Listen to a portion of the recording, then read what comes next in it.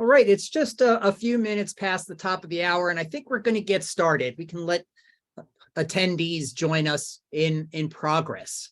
So good evening, everyone, and welcome to the Book Club of California's live online program for Monday, February 27th, 2023. This virtual program is titled Cover Treasure, The Life and Art of Margaret Armstrong, or The Adventures of a Margaret Armstrong Collector. My name is Kevin Kosick, and I'm the Executive Director of the Book Club of California, and it's my pleasure to welcome you this evening. For those of you who might be new to the Book Club of California, the Book Club is a nonprofit, member and donor-supported organization that is dedicated to preserving and promoting the history of the book and the book arts. Oftentimes, we do that with a focus on the literature and the history of California and the West. The book club publishes limited edition books, a scholarly journal, and keepsakes. We host a year-round series of exhibition and programs like the one this evening on topics including fine printing, design, typography, bookbinding, collecting, and much, much more. Now, if you're not a member of the book club, or if you're just simply interested in what we do, you should consider joining our century-long tradition by becoming a member or a donor. Membership dues are modest, but the benefits are many, and we simply can't do the work of the book club without the support of our members. So I encourage you to visit us online at bccbooks.org to join or donate to the book club. And now, let me introduce our speaker, Lowell Thing. Lowell Thing is a retired technical writer from IBM and founder and former editor of whatis.com, an internet encyclopedia. A longtime member and former president of the Friends of Historic Kingston, he has also served as chairman of the Kingston Historic Landmarks Preservation Commission and on the board of the Mid-Hudson Library System.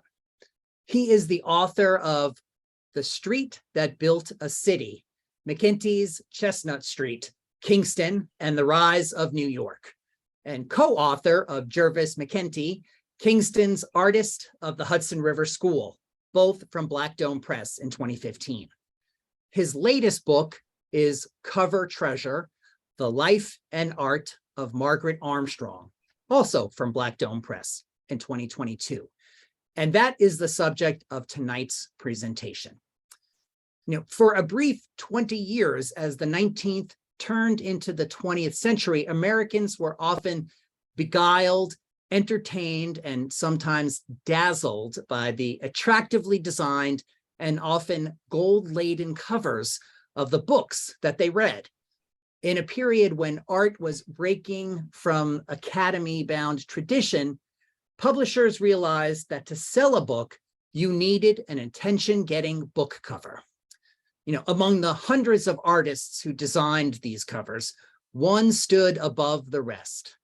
Scribner's, Putnam's, and Dodd Mead were among the publishers vying for the talents of Margaret Armstrong because of her inventive, elegant, and beautifully colored designs and lettering.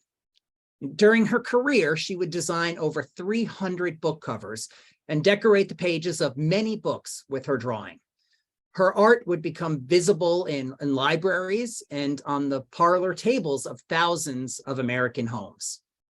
Today, examples of Margaret Armstrong's work are in the Metropolitan Museum of Art, but being a preeminent artist of the book cover in her time and a highly successful literary figure in her later years, she remains unknown to the general public. Tonight, Lowell will be talking about her life and the creative career of Margaret Armstrong. So if you have any questions or comments for our presenter or about the presentation in general, please use the chat and the Q&A functions in Zoom.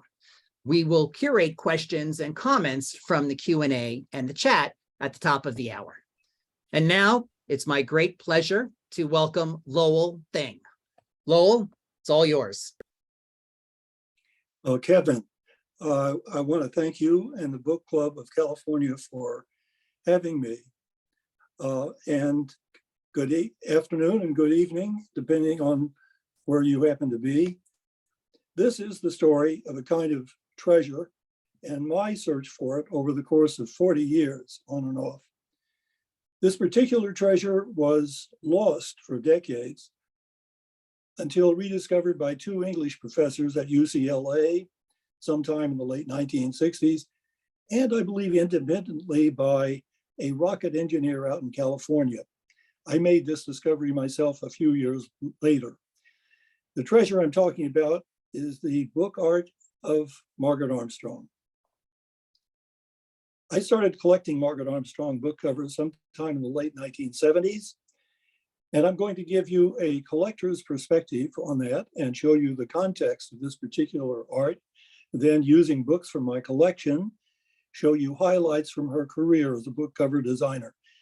I'll tell you a few things I admire about her work, and then I'll briefly introduce you to her family life, where she lived, and then I'll suggest some resources for further investigation and mention some fellow collectors and mentors who helped me understand what I have been collecting. This is sort of the way I see myself right now as a collector or anyone else who's been collecting Margaret Armstrong book covers for the past 40 years. Collecting is a heroic enterprise. Down below in that forest are hundreds of bygone library sales, old book barns and attics that have been exhausted by myself and others in this search for treasure. There's nowhere left to go now but up. I'm looking for the previously undiscovered Margaret Armstrong book cover in brilliantly new condition. Like all heroic quests, the task is impossible or improbable, but it must be done. Yet there was a time when I had never heard of Margaret Armstrong. In 1975, I went to a library sale on the lawn of the Port Ewan Library, just across the bridge from where I live in Kingston, New York. And I found some old books for sale. And that's where I found this book. It was among a few other wonderful books from the library of a Navy captain who had donated his books to the library. At the time, the library and hardly anyone else knew much about this kind of old book, just saw it as something out of date. I was fascinated by the cover of this book, by the weave of the cloth, and how the green cloth itself was used as part of the pictorial landscape. I decided to look for more books like this, but I'd never heard the term decorated cover or publisher's decorated bindings. I thought I was just looking for old books with landscapes on the cover. And over time, I did find a few landscapes like these, although usually not in quite as wonderful a condition as these are. No Margaret Armstrongs here yet, by the way. And I soon discovered book covers without landscapes, but with other kinds of wonderful designs stamped into the cloth. As nice as these covers are, no Margaret Armstrongs here yet either.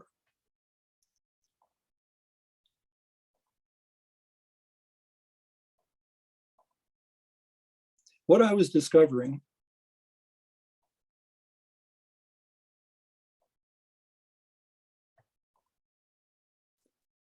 at this time, often at library sales, but sometimes in old book barns, was what we might now call the golden age of cloth bindings produced by American book publishers during the 1890 to 1915 period. The period of these beautiful covers would end as publishers turned to the color illustrated dust jacket as a way to sell the book, partly to save the cost of the process of making the brass dies used to stamp each ink or gold foil into the book cloth. And then I noticed that some of the books had little initials or other symbols worked into the design, like the little inverted DD on the left, or that conjoined A and M in the middle, or the McC and the one on the right. I learned that the DD meant decorative designers, the AM was Alice C. Morse, and the McC was Griselda McClure. Well, how and where did I learn who these designers were? This was well before the internet. At first, I subscribed to a publication called A.B. Bookman's Weekly, which some of you will remember, in which people bought and sold out of print books. And I learned of certain book dealers who specialized in books with these covers, although there were actually very few. There was a store in Minneapolis who issued the catalog in the middle. And then I came across a newsletter started and edited by two librarians, Linda Herman and Cynthia Bruns, called Trade Bindings Research. I learned that two English professors at UCLA, Charles Gullans and John Espey, were writing about these books and had compiled a list of monograms and were researching the designers behind the monograms. At one point, quite a few years ago, I actually spent half an hour on the phone with Charles Gullans. The earliest of these designers that I learned about was Sarah Whitman, an artist in Boston, who also made stained glass windows. One of the most beautiful covers that she designed was for an edition of Hawthorne's The Marble Faun, shown on the right. She was the main designer for Houghton Mifflin from about 1885 to 1900. Another early designer whose designs have been admired was Alice C. Morse. And here we see three of her signed covers. In 2008, Mendel Dubansky produced an exhibit at the Grolier Club, wrote a book that brought a great deal of attention to the art of Alice C. Morse. The most commonly seen monogram was that of the decorative designers, which was mostly Henry and Lee Thayer and some other artists who worked for them from time to time. They were slightly later than Whitman and Alice C. Morse and Margaret Armstrong as well. They started in 1895. And many other designers. And I discovered many other monograms and designers whose stories also need to be told, other than Will Bradley, who's better known for his posters, Mendel Dubansky's book about Alice C. Morse. The only other designer that has been addressed with a book is Richard Minsky's book on Thomas Watson Ball, a cover of which is shown in second from the left on the bottom row. At the same time, I was seeing all these covers I've shown you. I had begun to see the covers of Margaret Armstrong. I don't recall my first Margaret Armstrong, but it was likely one of the blue cloth books by Henry Van Dyke, such as the Days Off, shown here. The very first exhibit of Margaret Armstrong's art was held at UCLA in 1968 by Gullans and Espey. I consider them the first to rediscover Margaret Armstrong and the first collectors of her covers. They had a mimeographed list of all of her designs that they had found up to that time. And then in 1991, they finally published a new checklist, which you see here on the left, which has continued to be the authority for collectors. And when you collect her covers, you often want to cite the number that Gullans and Espey gave it in their checklist. This checklist is now accessible online at the Internet Archives. Sometime in the 1990s, although I collected other designers, I decided to focus on Margaret Armstrong and see whether I could complete a collection of her work based on the checklist of 314 titles with her covers or other art. By sometime last year, I had found 306 of them, as well as several new discoveries that Gullans and Espey never had time to find. My collecting has been unordered from 1975 to the present, very spasmodic, chancy. There were periods in which I did no collecting because I was busy with something else. And then periods where my collecting became more intense. I didn't have any particular method other than to go searching and occasionally to have a pre-stored search on ABE Books or via Libri.net. As late as the 1990s, you could still find beautiful examples of decorated covers in bookstores, and now and then at a library sale. These are some of the places I found them. Rogers Book Barn in upstate New York, a nearby library that my wife goes to knit. Another bookstore in Kingston where I found an extremely rare Margaret Armstrong. Library sales.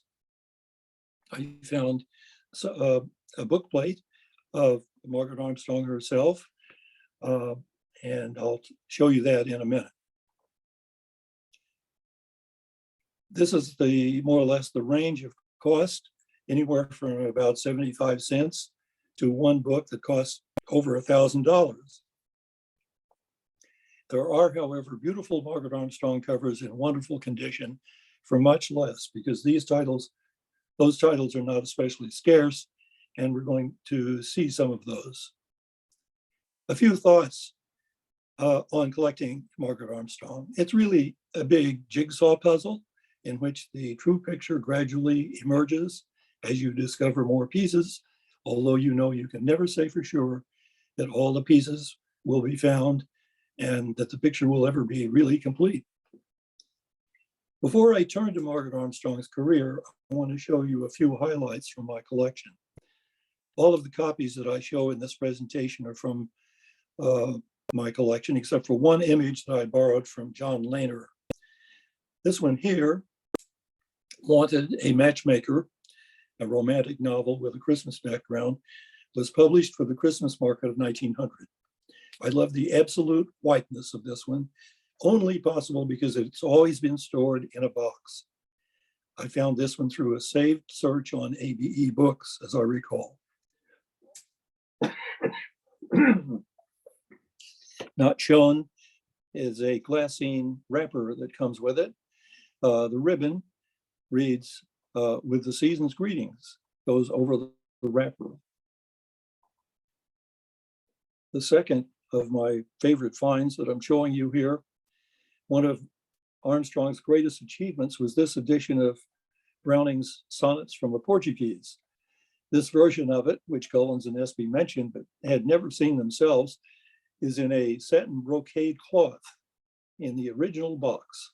It may have come with a glassine jacket, not sure. I like how the brocaded cloth competes with the gold cover design and how the book sort of lights up differently at different angles. Okay, show that there.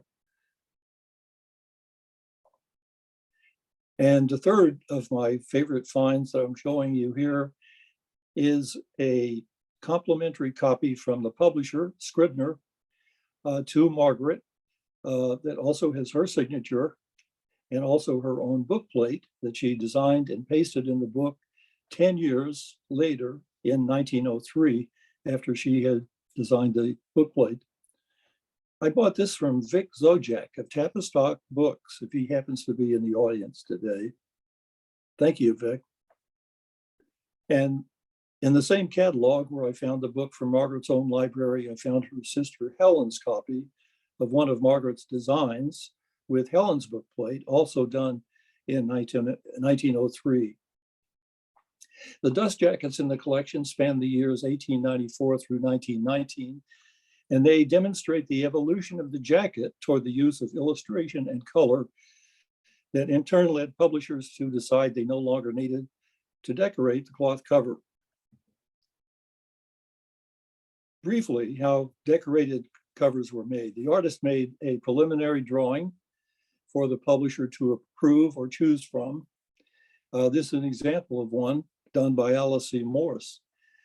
This is a finished mock-up of cover she made using painting media and specifying the actual cloth.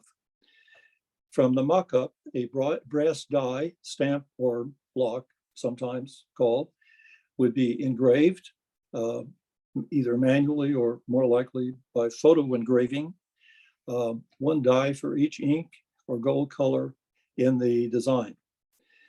The case binding would then be stamped or blocked with a machine known as the Colt's Armory press, a type of what was generally called a universal press. And then the case binding would be attached to the text block. So using the books from my collection, let's look at Margaret Armstrong's career, which I have divided into 3 periods, the first of which I call studying the possibilities. Until recently, almost everyone thought that Armstrong's career began in 1890, but then my friend Mendel Domansky remembered that someone had interviewed Armstrong in 1894, and in that interview, she was quoted as saying that her first important covers were done in 1887 for Scribner, mentioning these 2 covers. This would have been a considerable accomplishment since she was only 19 when these 2 books were published. It seems likely that Margaret Armstrong designed other covers between 1887 and 1890, but meanwhile, we know that beginning in 1890, she did these covers, a series of books for a juvenile audience for the Chicago publisher McClurg. The book on the left was written as advice for the young homemaker on how to manage a small dinner party. So Margaret Armstrong made this book cover look like a napkin. The other book is a book of poems. These were among the first covers of hers to receive critical praise.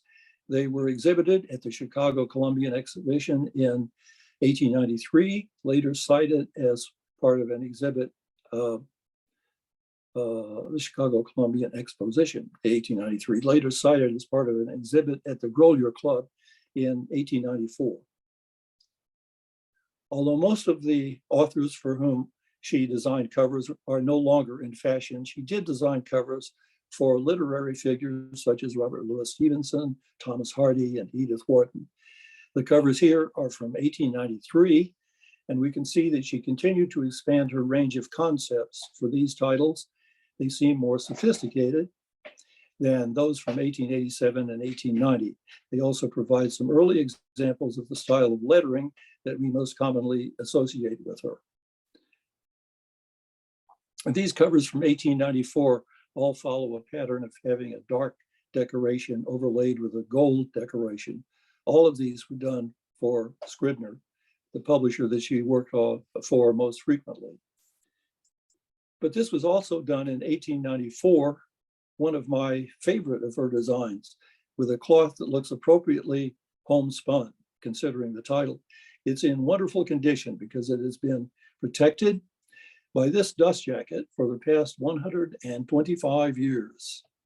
One of these jackets in the collection from 1890, one of 3 jackets that are in the collection from 1894, all of them typically plain and undecorated, as you see here. In terms of the number of people her covers reached, the big high point in 1894 was Trilby, the story of a young artist model who was hypnotized by Svengali into so believing that she had a great opera voice that she actually did.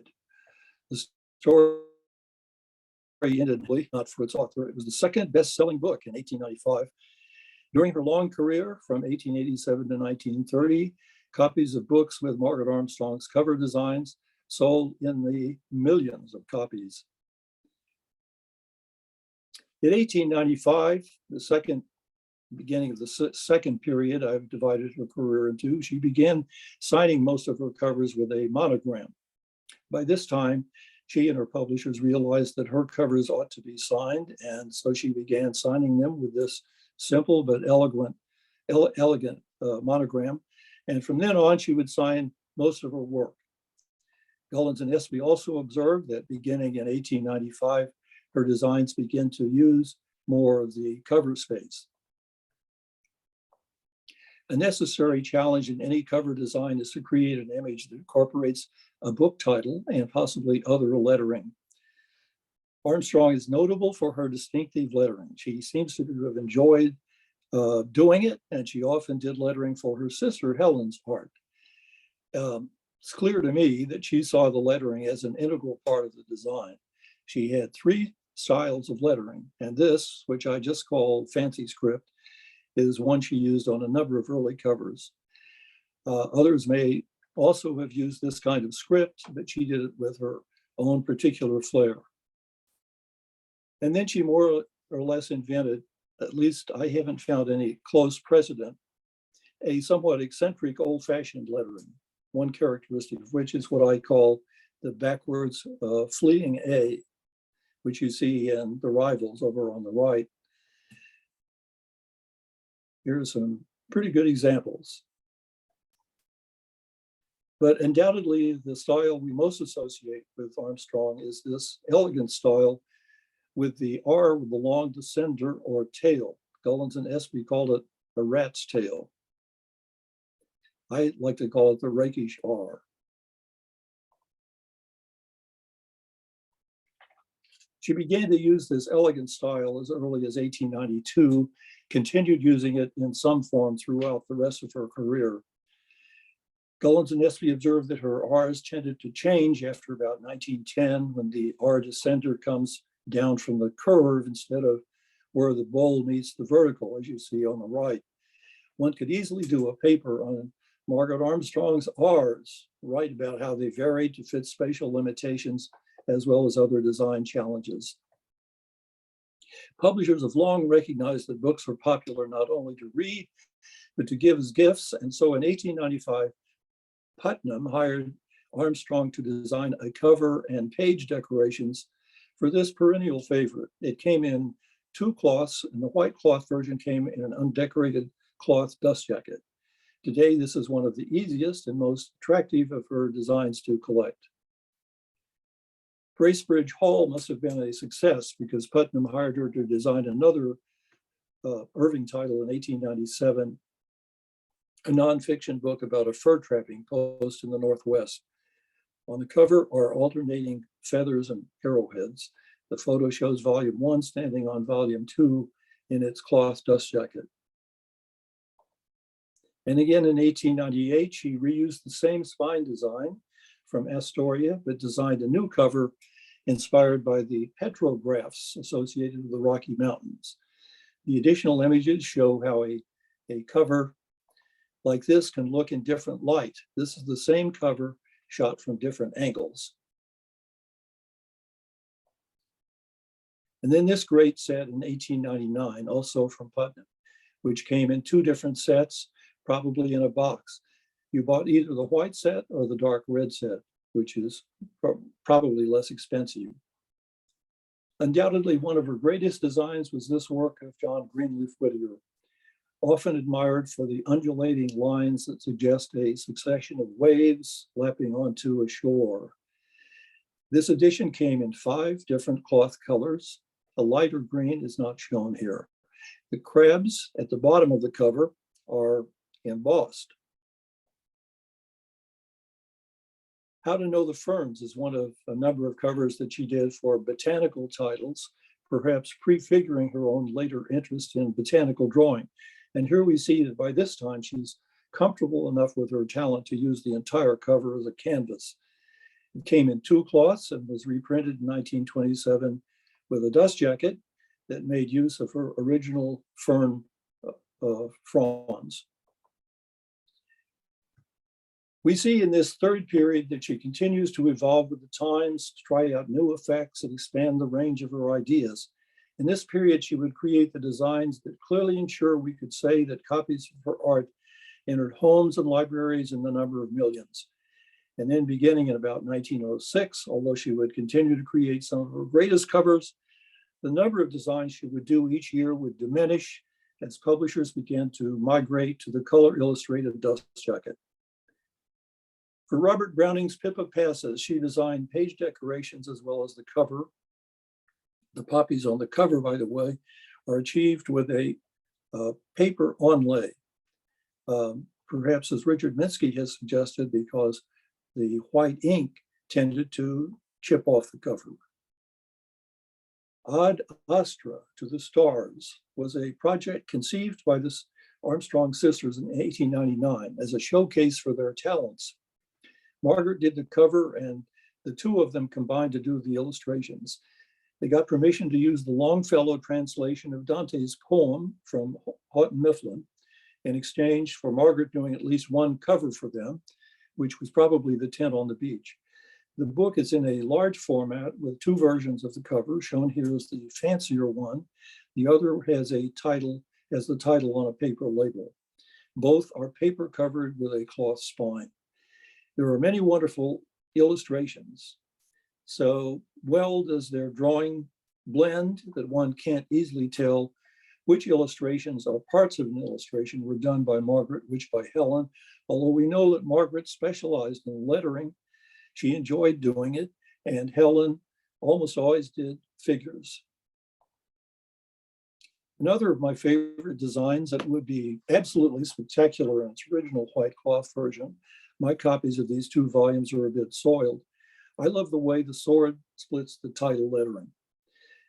The version in gold on red leatherette was not discovered by Gullans and Espey. Now we'll see the three romances by Paul Lester Ford published for the Christmas market, this one in 1900. I showed the one with white cloth earlier, and here it is again with its silk ribbon. The most common version was the one in green cloth that you see here. As you can see, the dust jacket is still pretty plain, although it does repeat some of the cover design. Here is the title page, one of the 4-page decorations that were repeated throughout. And then for the same author and the Christmas market, there was Wanted a Chaperone in 1902. This one came in 3 different color and ink combinations, the green cloth version being the most easily found. And then for the same author in the Christmas market, there was Wanted a Chaperone in 1902. This one came in 3 different color and ink combinations. Okay, I'm reading the same thing over again, but what we've done is we've added the book jacket. So you can see, again, it reuses the cover design, but in only one color. And here's the third in this sequence, all different stories, all equally light and charming. The dark green cloth version often shows up at any book fair. The other 2 versions are less common. Our copy shown here of the white cloth version was published by Cop Clark in Toronto for the Canadian public. The dust jacket uses an illustration by Harrison Fisher as decoration, an early indication that the book cover designer would soon be replaced by the illustrator. Here's the title page and one of 4 page decorations for Love Finds the Way. By this time, color printing was capable of reproducing the delicate color tones that we see here.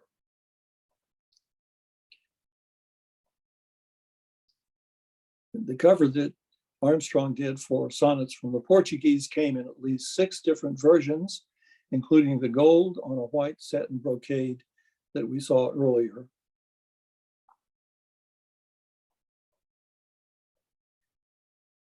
Margaret Armstrong designed a different decoration for each of Browning's 44 sonnets. She dedicated the book to EDL, who was probably her friend Elsie Duval Littell. Elsie taught at a private school in New York City. He spent part of the summer with the Armstrong family up in Quebec. Elsie was also among the party of women that joined Margaret when she went out west. I'll talk about that soon. The illustration for Sonnets from the Portuguese are among the greatest page illustrations of the period, in my opinion, and among her greatest achievements. Here are 2 of them. This is one for Sonnet 32, again for Sonnet 41, Sonnets from the Portuguese. Another poetry gift book was for Robert Browning's The Last Ride Together, which came in these various cloths and inks, including the one in white paper vellum, the limited edition. And then we have a series of covers for 3 books of poetry by the African-American poet Paul Laurence Dunbar. The flowers on the cover are stylized versions of the arrowroot plant native to the South.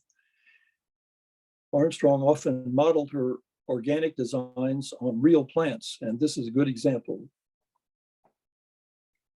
Here's the second in this series, showing one of the page decorations.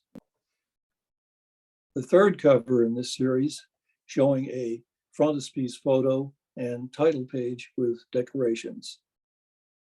For a series of biographies, Margaret Armstrong created this cover, one of her more symmetrical designs, although if you look at it closely, it's not entirely symmetrical. Many people know Margaret Armstrong through one or more of her covers for Myrtle Reed, an enormously popular author in her day, for whom she did 14 covers over a period of 14 years, the last in 1913. The very first one was in a light gray cloth, but lavender became the predominant color for the series. The first lavender cover was for the 1902 Lavender and Old Lace. That seemed to fit both this title as well as Myrtle Reed's super romantic writing. So Putnam and Margaret Armstrong decided to carry that same cloth through any future titles. These are two views of the same copy of the same book. The Master's Violin in 1904 came in a dust jacket, and both jacket and book came in the slipcase shown here, minus the jacket, that repeated an outline of the cloth cover design. Eventually, all of the earlier books, when reprinted, were furnished with this kind of slipcase. Here are the covers for 1908, 1909. Did we miss one? No. 1908, 1909, 1910, 1911, A Weaver of Dreams on the right, one of my favorite designs. The White Shield, 1912, reminds me that Margaret Armstrong worked in a studio full of drawings for stained glass windows. And I see the frame on this cover as very much a part of that window. The lilies remind me of the only stained glass window attributed to Margaret. Her father's biographer, Robert Jones, wrote that he believed the window in St. Margaret's Chapel in Hibernia, Florida, was by Margaret. All of the Myrtle Reed books were also published in suede, blind stamped, and in gold, and also in red leatherette stamped in gold. These came in a box. Meanwhile, over about the same number of years that Margaret was designing the Myrtle Reed books, she was doing another series for another popular writer of the day, Henry Van Dyke, of which one of the first was The Blue Flower. These, by the way, were for Scribner.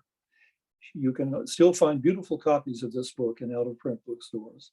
This cover has always fascinated me because it seems to be jumping up and down, seems to be moving while standing still.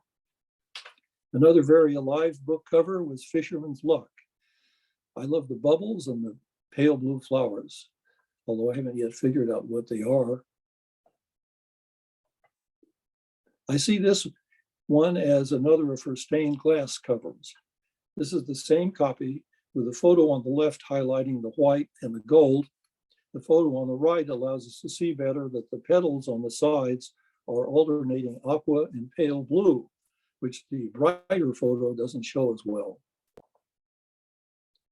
Outdoors in the Holy Land is another cover with that stained glass look.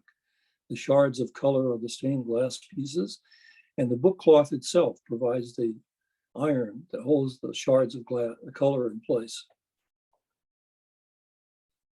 After she was no longer designing book covers, Scribner some years later called her back for a few more. This was done in 1926, when it appears that she had not lost her touch. Among a number of things I noticed putting this talk together is how clever she was in managing how to work the title lettering into a design. It was a problem she was always able to solve, often very inventively. For the publisher Crowell, Margaret Armstrong created another design pattern that she followed over several years for 5 titles by Henry Thoreau. For Cape Cod, her cover made a very effective use of both bright and matte gold. Some of her best covers were done after 1910. Here are 2 different copies of the same book, both in near fine or fine condition, but slightly different in the gold application. Both of these images are from computer scans. For someone's adventure in Mexico, Armstrong was apparently inspired by a Mayan calendar in the same year. For Henry W. Van Dyke, a different author than Henry Van Dyke, she designed a cover that seems to anticipate Art Deco.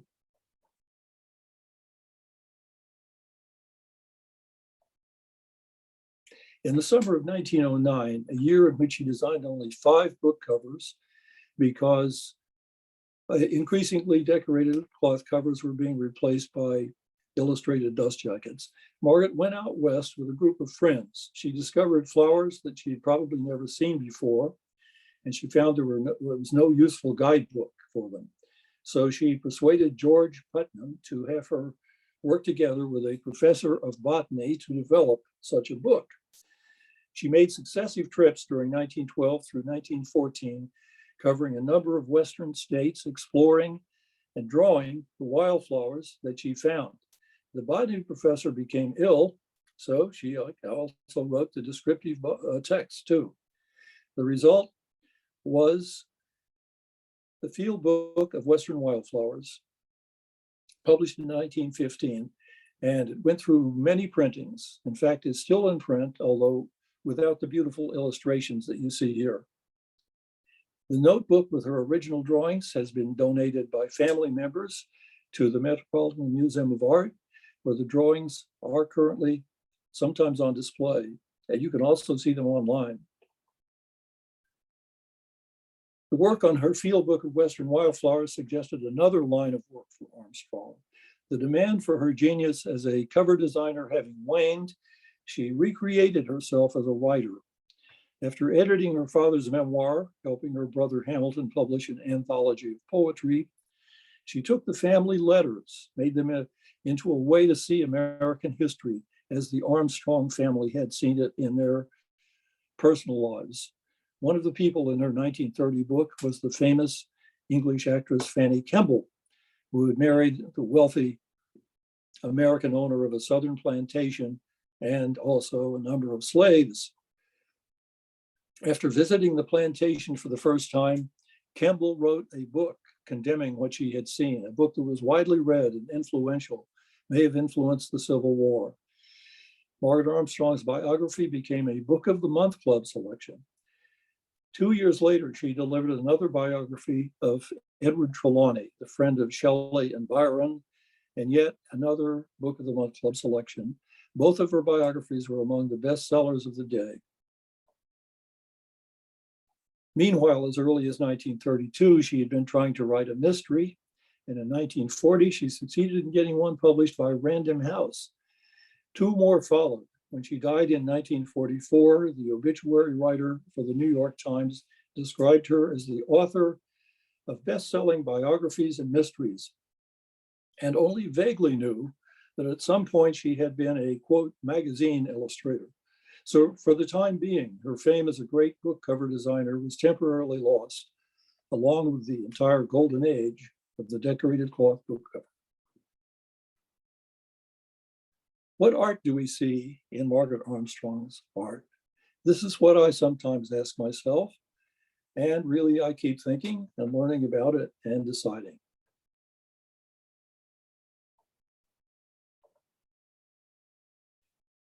These are some of the broad influences.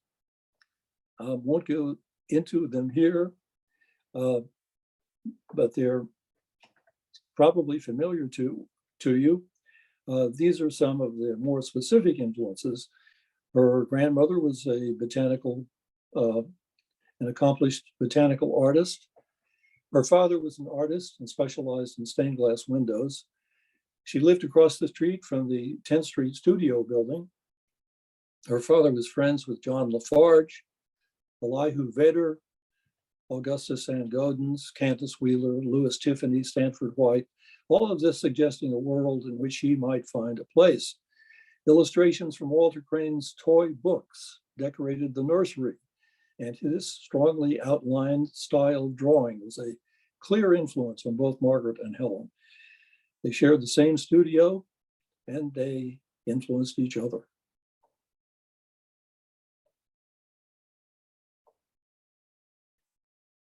Looking at what aspects of Margaret's work that I notice and admire, I always think of her covers that seem to be still but alive at the same time, romantic in a satisfying classical way, contained or restrained dynamism, partly because usually organic, unrestrained, partly because interwoven, but always moving within a disciplined or contained space. Great range of ideas, French wallpaper, the formal garden entrance, theatrical figures, plant frame, checkerboard of objects. Because her art was in demand, she may have been given more work, more to work with in terms of the budget for the bindings. She also developed a considerable technical understanding of what could be achieved with inks and stamping, what would reproduce with good effect. And she always started with a fresh outlook. Have all the Margarets been found? Only one of these covers is attributed to Armstrong by Gullans and Espey. Can you guess which one? But they never insisted that they had discovered them all.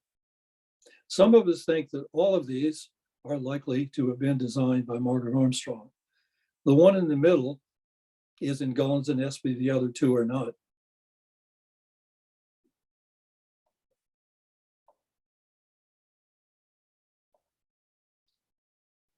A very brief look at the Armstrong family. She had some distinguished forebears. She and her sisters and brothers were direct descendants of Peter Stuyvesant on her mother's side of the family. On her paternal grandmother's side, she was also related to the family you see in the middle, wealthy and prominent people from South Carolina. Her great uncle on her mother's side was Hamilton Fish, who served as governor of New York, later Secretary of State under Lincoln. Margaret's father's grandfather came over during the Revolution as a British officer. Her father, David Maitland Armstrong, he always went by his middle name, Maitland. Her father grew up on a Hudson River state called Danskammer near present-day Marlborough, New York. He learned to ride. It was a lifelong passion together with his art. He trained as a lawyer, was appointed consul to the Papal States in Rome.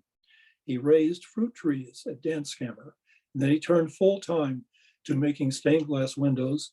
For a short time, he worked with Louis Tiffany.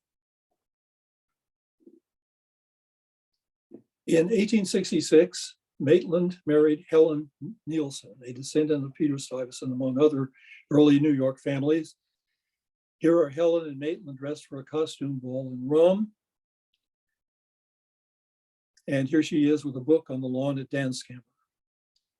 And here she is on her 50th wedding anniversary after the family had moved to West 10th Street.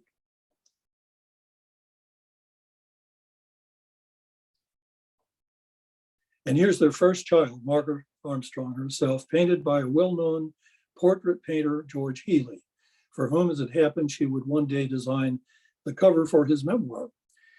Finally, a few photos of the older Margaret, but here is one taken after she had become a literary success, walking in the city with her sister Helen.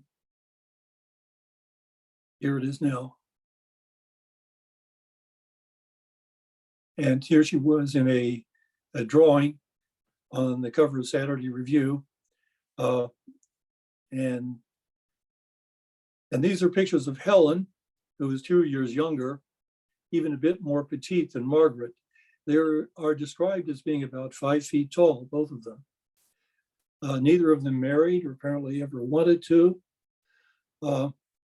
Perhaps as they grew up, there was a particular satisfaction in knowing that you could actually make a life for yourself without having to rely on finding a husband. And fortunately, both of them were able to make a living without even having to commute somewhere.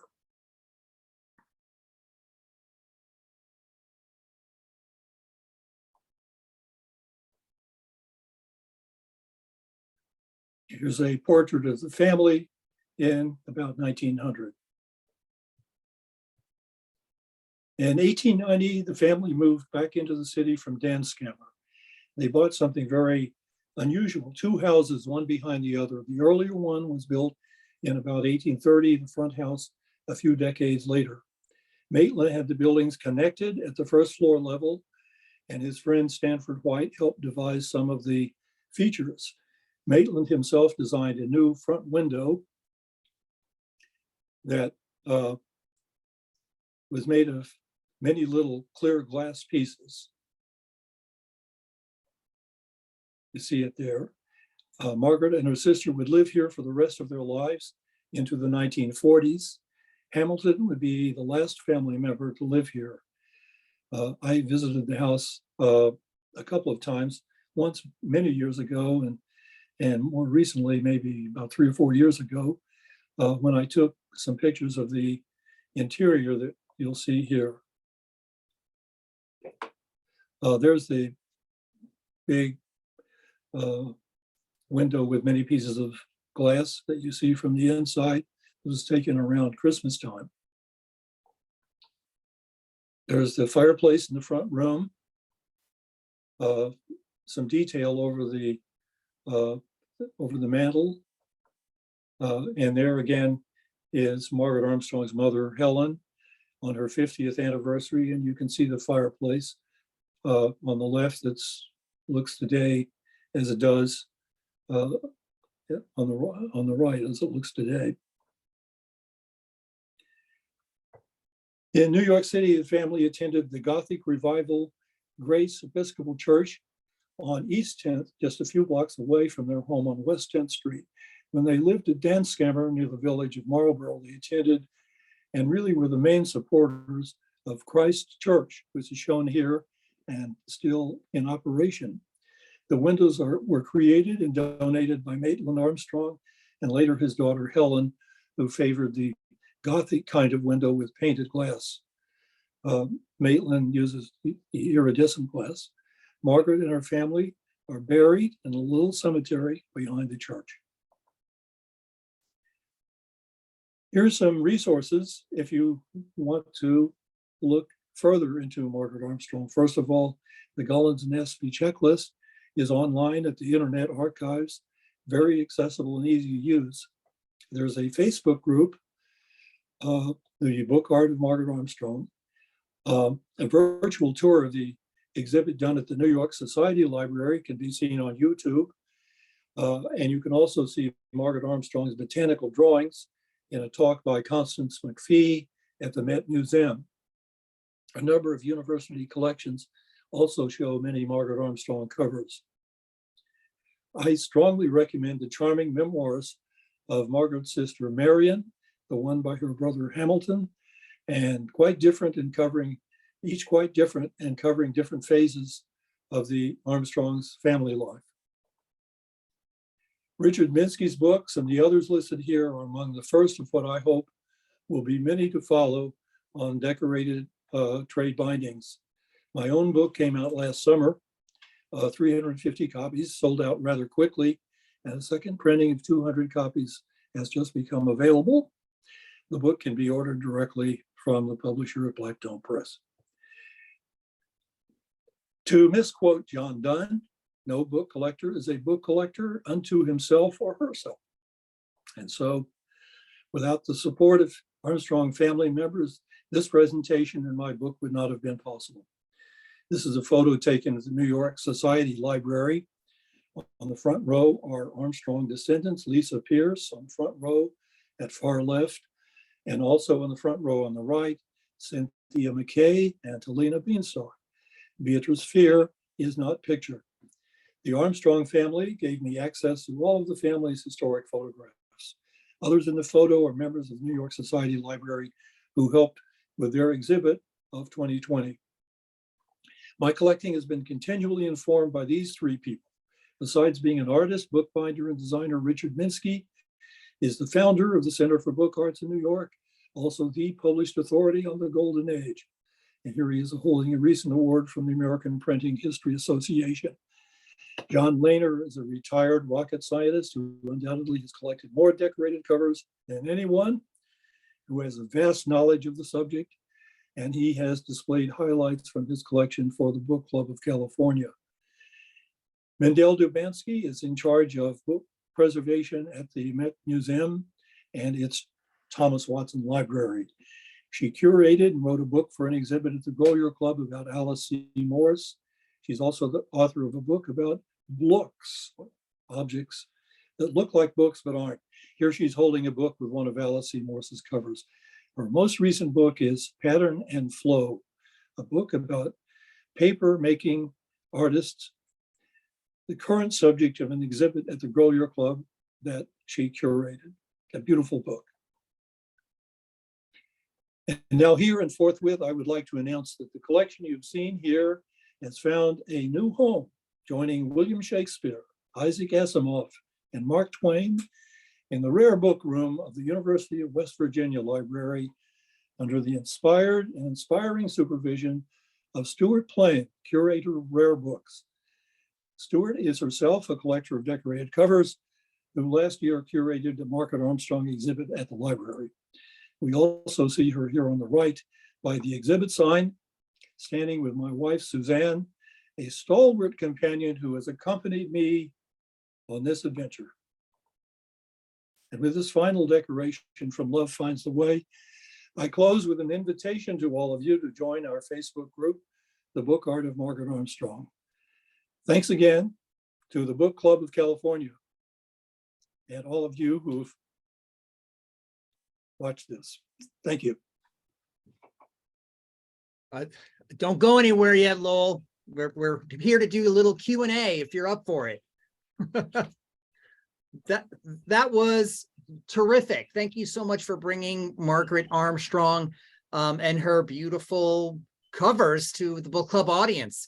I know I loved how you teased us in the beginning with all of those slides of books that were not Margaret Armstrong's, and then you kind of just wowed us with all those elegant covers with that beautiful lettering and the creative images and illustrations that she did. So prolific too, so many books. And I love the whole descriptor that's the artwork is still but alive at the same time. You totally can see that in all of her work. So thank you for sharing that. And we do have a couple of good questions here in the chat and the Q&A that I'm going to share with you if you're ready for it. I think there's a couple of questions about I think how she got started in the first place. Specifically, did Margaret attend art school? And then she met people and grew from there. Where did she train? Was it just with the family? Because it was clearly a family of artists. Can you tell us about how she got started illustrating book covers? Did she have a hand in the actual binding? Well, you know, there was only one interview with Margaret. We only have her word in a very short interview that she did in 1894 that I mentioned briefly. And she doesn't really tell us very much other than that she does specifically say that when she gave them a mock-up to the binder, it looked exactly like the way she wanted the binder to make it look. She specified in detail the kind of cloth and the exact colors. She probably, like the other designers, used paint, or not paint, but some other. I'm not thinking of the right word, but she clearly indicated the color that they had to match. And beyond that, I really don't know what further involvement she had with the whole process. That's really about all I can say about that. So did she work directly with the authors, or was she primarily working with publishers for her books? I don't know. I think that's a really good question, and I would love to know. Did she go? What was her direct involvement with the binder. I think most of these publishers, I don't know whether they, many publishers have their own binders. In other words, the binding is within that publisher's company. I'm quite sure, the one thing I am sure about is that she had to be satisfied. Because when you look at the result, you really don't see anything that looks like something that she hadn't intended. They're beautiful. So, I mean, of course, there may be a few exceptions to that among the 314 or so designs that she did. But in general, I would have to say that she had to work very close in some way with the people doing the rest of the process. But I don't actually know anything beyond that. It's just a guess. There's a great question. I wondered this too about the business of being a book cover designer. Do we know how she was paid, and how publishers compensated her for her work? How much she was paid to design a book? Okay, yeah. there is some information on that from other book cover designers. She said in that interview, she said that she was paid, I'm paraphrasing, she said she was paid well enough. There are other book designers who indicated that they made $25 a cover. This is, say, after 1895. And $25 in about that period of time was worth about $700. So they seem to be paid fairly well. And there seem to have been somewhat more women than men book designers. But it seems to have been a pretty level playing field in that particular craft. So, or art. Yeah. So as the dust jacket came into play, what happened to all of these artists who were designing book covers? Did they find new work doing dust jacket illustrations, or were they out of work? Did they pivot to become writers like Margaret Armstrong did in the 40s? I didn't quite hear that, Kevin, but are you talking about the dust jacket illustrations? Yeah. What happens to all of these artists that were working? Okay, that's a good question too. When dust jackets came up, yeah. Well, the decorative designers, I think they were the last outfit to do book cover designing, because there were a few covers now and then that would be decorated on into the 1920s, but there weren't enough of them for it really to be a career field for very many people. And so these artists went various ways. And of course, Margaret is a case in which she took up an entirely different profession or way of making a living, although it did take somewhat advantage of her access to publishers. But I will say that from a few letters I have seen, her ideas were not just instantly taken up by publishers. She got a number of rejections before she became well known and successful as a writer.